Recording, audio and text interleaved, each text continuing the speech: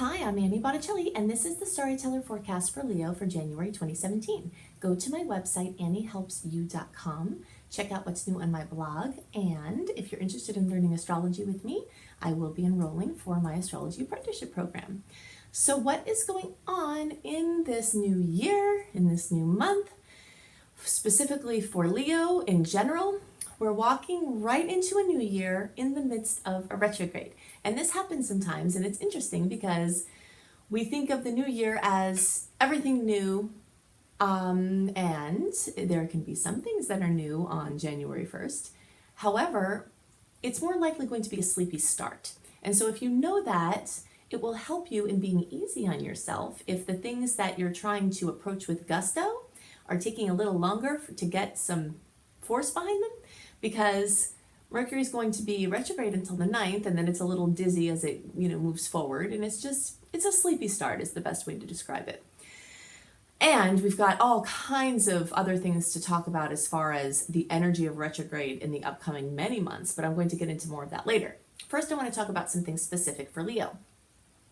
So the early degree Leo placements, which are the first 10 days of the birthdays of the sign, or the first 10 degrees, like 0 to 9 degrees if you're watching for your rising sign, you all are starting to have a strong focus in the 6th house. And the 6th house has to do with many things, like all of the houses in astrology. These are fields of experience that relate to our experiences as humans. And so when planets move into these sectors, they sort of light up with the energy of the sign, the planet that's moving through them, the sign the planet's in, and the nature of the house itself. So the nature of this house has to do with efficiency and coherence. It's ruled by Virgo, and it wants to be organized. It wants to not have clutter. It wants to clear out old things. It wants to not be tripping over everything when it's trying to get something done, And this is perfect energy for starting the new year, because that's kind of what many people typically think about with the new year. I'm going to get organized, I'm going to get a system together, and that's exactly what the planets moving into the 6th house are going to help you do. Now, what I have been describing with this 6th house, this is going to be active for all Leo placements, but it's going to start with you early placements and then kind of trickle along in the coming weeks to the middle and later degree placements. I have used affirmations for a really long time, and all the affirmations that I used many years ago have come true. Anything that I have used affirmations for, I have been sitting with as norms in my life. So I've seen over and over again the power of affirmations in their many different forms on the subconscious, imprinting the subconscious mind to create the things that we want. The subconscious mind is very open to suggestion, and we are unfortunately always taking in suggestions from other people and places, that may or may not have our highest good in mind. We're taking in all that energy all the time, so we can counterbalance some of that and also reach our goals by using affirmation. I love writing affirmations, and so for this month, I've written affirmations for the fields of experience that are lighting up for each of the placements. So for you early degree placements and coming soon for the rest of you, this is the affirmation I wrote for you. I create efficiency and coherence in every area of my life. You can go to my Instagram account, Annie Botticelli Instagram, and see pretty versions of these that will start to be popping up over the, depending on when you're watching this.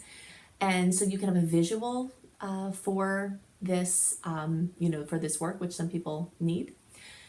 And you can repeat this mantra to yourself, but this is part of what the mission is for these placements, is to create coherence and efficiency in every area of your life.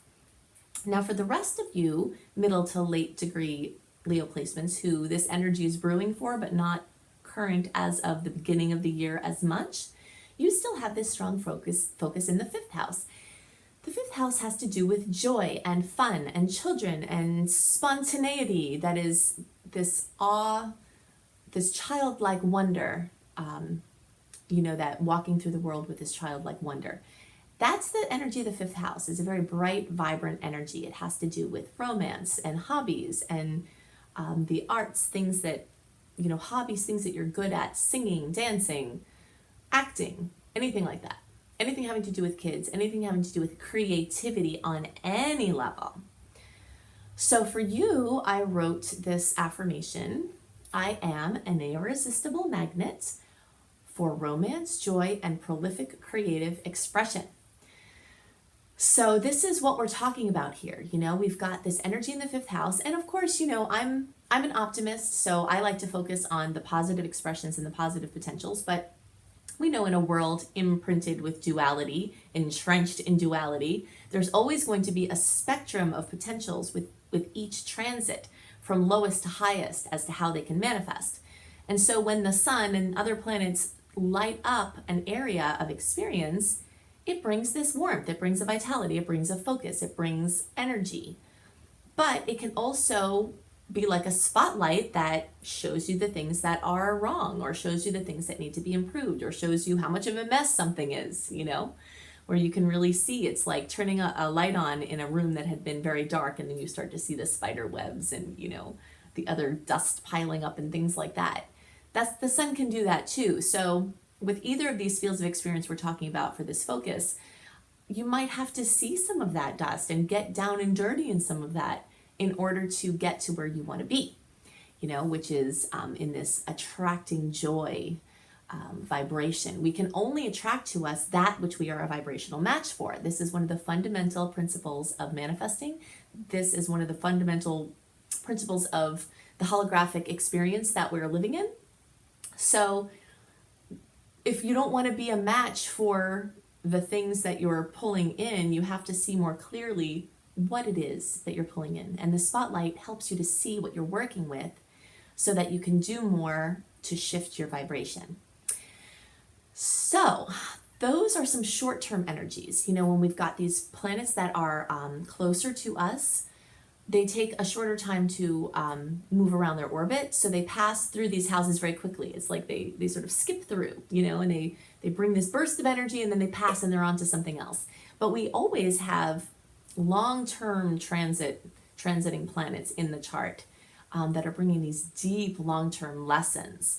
And there has been a notable stellium. Stellium is a word we use in astrology to talk about multiple, like a bunch, basically a crap load of planets in one place is a stellium. You know, when you've got just a pile up of energy in one place, that's a stellium of planets. So the Leo placements, early, middle, and late, have had this stellium of Chiron, the asteroid, the wounded healer, transiting South Node, which rules karma and the blocks that you have to get through and the gifts you can access to put you on your highest path. Neptune, which is the spiritualizer of the zodiac. It dissolves things away and it can bring them up several octaves. You know, that's its point. That's what it's trying to do. So the 7th and 8th houses are the partnership houses, and the early, middle, and late degree placements for Leo have had this activity in one of those two places for a while, for a very long time. But the early degree placements now have this focus more on the 8th house, and that is the partnership with resources house. The 7th house is the house that talks about relationships, how you relate to someone one-on-one, the relationships themselves. The 8th house is relationships with stuff, you know, like relationships with legal entrenchment, money involvement, you know, it's your spouse, it's your family, it's like you and the other person and your stuff. It's very, it's sort of deeper and more involved. This also has to do with debt, accessing credit, accessing loans, capital, you know, getting capital, inheritances, sweepstakes, anything that has to do with other people's money or money that you collaborate with other people. So there's this big focus on this issue of debt, on the issue of credit. When we're not living in the present moment, it's easy to get to reflect debt as an experience showing us that we're not quite all integrated in the here and now, you know. And what I have seen, the biggest determiner of debt has to do with forgiveness. I've been tracking this over many years. I've done sessions with thousands of clients. I've worked with people in a close nature in groups. And over and over again, I see that when people come to the awareness that they have to forgive somebody, sometimes it's self, sometimes it's a parent, sometimes it's spirit itself, there's forgiveness that has to be offered. And if it's not offered and really like viscerally experienced, if you think somebody owes you something, then in a holographic reality, you're going to have someone tapping on your shoulder saying you owe them something. So this is the nature of this story of debt. It's like, if you don't let someone else off the hook, someone else is going to show you energetically how you are not letting someone else off the hook by not letting you off the hook. So this study, sometimes I'll talk about the Ho'oponopono, which is Ho'oponopono.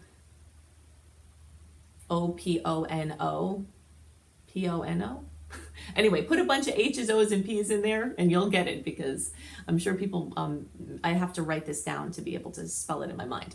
But in any case, the Ho'oponopono is a Hawaiian forgiveness prayer, and it actually precedes the Hawaiian Islands from the Samoans that populated the islands.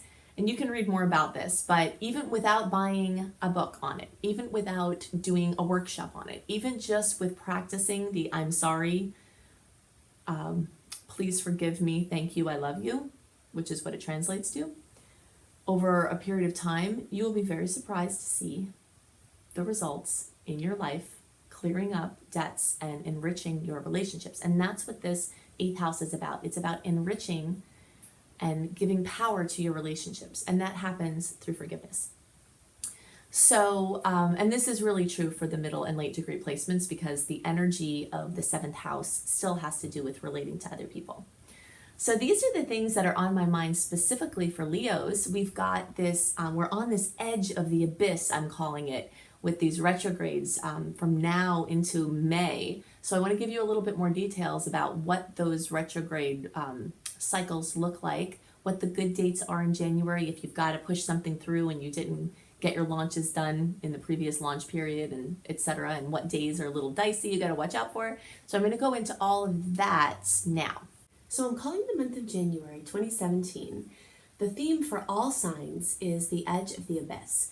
We start out the month in the middle of the first of a series of personal planets being retrograde. Personal planets are the ones that are closest to us. So really the ones that are relevant here are Mercury, Venus, and Mars. Whenever one of those planets appears as if it's going backwards in the sky, of course they never really do go backwards in their orbit, but from our position on the Earth, if you were watching it in the sky, it would look like it was going backwards. That period of time, called a retrograde, lends itself into going backwards and going in deep. Some people have made the mistake of thinking you can't do anything during a retrograde cycle. That is totally not true, and I'm going to go into more details about that. But basically this energy of being on the edge of the abyss in this Mercury retrograde that is welcoming us as we start this new year. Then on January 8th, Mercury goes direct, and then at the end of January, the shadow period for Venus retrograde starts. Venus rules love and beauty and money. So the energies ruling, or the energies regarding those topics all tend to go backwards. But there's also a shadow period before the actual retrograde. So even though Venus is not retrograde until March 4th, and that's through April 15th, at the end of January, it's already warming up. It's kind of like when you're on your way somewhere, maybe you're at a place not in the forest, okay, and you're driving and there are no trees around, then all of a sudden you start seeing a couple of trees here and there, and you know that when you go deeper, you're going to be covered with trees on both sides of the road, but it's kind of like the trees are starting to show up, and you're getting that vibe of going into the woods. And that's what the retrograde is like, and that's what the shadow periods are like. So just as Mercury starts to be clear of its shadow period, Venus's shadow period starts. And then we get into full-on Venus retrograde. And then just as Venus goes direct in the middle of April, we start the shadow period for the next Mercury retrograde. And then it's not till May 19th that Venus is completely clear of its retrograde cycle. And it's not till May 21st that Mercury is completely clear of its retrograde cycle. So you can see why I call this time in January the edge of the abyss, and why, if you've listened to my horoscopes for a while, you can see why I was pushing you to push as many things forward into the world in the launch period, November through like December 3rd or so, because these energies want to go back and they want to go in. An analogy that I've been thinking of that really reminds me of the energy of what we're standing before. As I was stating earlier, it's a huge mistake to think you can't do anything in a retrograde. There is so much to do, there's plenty to do, and there are some things that it's actually good to do those things. You can get some specifics on Mercury retrograde by watching my video for that transit. You can also watch my video for Venus retrograde to get more details about specifics for that transit. I'll give some general retrograde energies here. But it's like if you want to clean out your kitchen, right? Maybe it's not too messy when you get in there. But when you start taking stuff out of the cabinets and spreading all the clean surfaces with the stuff from the cabinets in order to get everything out, throw stuff away, wipe the surfaces inside the cabinets, you create a righteous mess, right? In order to meet the objective, which is to have a truly clean kitchen that feels really good, getting rid of stagnant energy, clearing out things you don't need, making room for new. So although we're not starting this new year in an energy with a lot of newness coming in, we definitely have a major opportunity to go in deep and clear those things out. So I know for myself, I'm going to be very busy during these retrograde cycles, and I'm going to take everything in my house and all of my things out and clear them out. And by the time the energies go direct, I won't have complained because I didn't have any shortage of things to do during this retrograde cycle. It's just the new things, the launches. If there's something you've been doing all along, like for instance, I teach Creating Successful Online Business course, and I teach an Astrology Apprenticeship program. I've been teaching these for a while. So you'll see my launches come out in the midst of these retrograde energies, but they're not new and they're short-term programs. That's another thing to know about these new, the warnings to not do new things during the retrogrades. That's really a warning to not do long-term things. If you want to try something on or do a trial period or do something for a short amount of time that's not intended to have longevity, it's perfect. It's fine. You can play, you can experiment, etc. And it's a wonderful time to do that. You can have different experiences, and it's like a no commitment type of thing. If you go in thinking I'm going to be doing this for a certain number of years and it's going to be exactly how we're talking about right now, it's just not going to be that way. It's going to change and evolve, and that's the nature of the retrogrades. So, just keep that keynote of being on the edge of the abyss, keeping the understandings that things might have to get a little messier in your life before they can become clearer, but that this is really what's needed. It's really what's needed to get you closer to the things that you want to do, the experiences that you want to have. So, another good point about this retrograde cycle is to try to get your taxes done early. If you can submit them, like at the end of, I know you have to wait for some tax documents at the end of January, but as soon into February as possible, have all your ducks in a row, it's going to be much easier for you because April 15th is the tax day that everything is due, but that's the end of Venus retrograde, and money things are going to be, affected by this. So you might want to try to get that done. Something else really great about retrogrades is that when you are taking everything out to look at it again, you often find a lot of gems, things that you totally forgot about. If you're a writer, maybe if you're clearing out old files, you find some things that could be usable for a current project, or that you feel inspired to go back and start getting into again. This happens all the time. Either something that you find or something comes back to you through someone else mentioning it, or something floats in your field in some way from the past, then you get back on it and you bring it to a different level. It's like something coming back from the past that you work on. But you often will find a lot of gems, so contacting people from the past, going through things from the past, clearing out stuff is one of the best things you can do during retrogrades.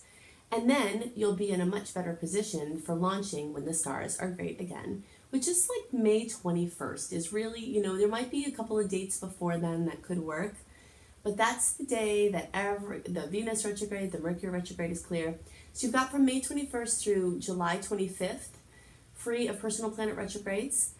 And as we get closer to those days, I'll give you, challenging dates and good dates around in that time period. But I just want to give you an overview for the year so you have a snapshot of what we're looking at. Then we have another retrograde cycle between July 26th and October 6th, and then we're clear again from October 7th through November 5th. So essentially you've got 2 good launching periods this year. And then you might want to take advantage of that and line things up that way. So, let's see, I want to give you the good dates. I say good dates. These are dates that have sweet aspects that are occurring. And note that some of the dates I give you that could carry sweetness are also some of the same dates that could bring challenges or drama. Because on some days we have certain really good aspects and certain challenging aspects at the same time. I'm going to give you the dates, but note that sometimes we feel the energy of a transit before or after the day it actually occurs. So sometimes the exact date isn't as relevant as the time period. I'm not going to list all of why these dates carry sweetness or challenges. You can see more details about that when you sign up for my free email newsletter, which is on my website, anniehelpsyou.com. I do a write-up for the month before that gives the theme of the month, themes, keynotes, sweet days, challenging days, as well as the actual aspects that make those sweet or challenging, with a little bit of explanation as to why and what's happening there. So you can get that for free on my website, anniehelpsyou.com. Okay, so you might find sweetness on or around January 3rd, January 6th and 7th, January 20th, 23rd, 28th, and 29th.